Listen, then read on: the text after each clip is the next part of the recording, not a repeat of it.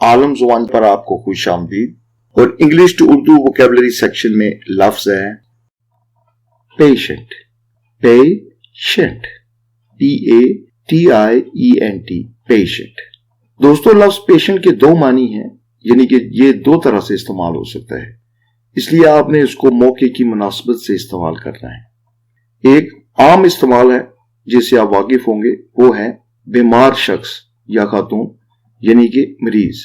Patient का एक मतलब हो गया बीमार शख्स या मरीज। Look after the patient properly, मरीज का अच्छी तरह ध्यान रखें। दूसरा मतलब पेशेंट का है साबर, सब्र करने वाला।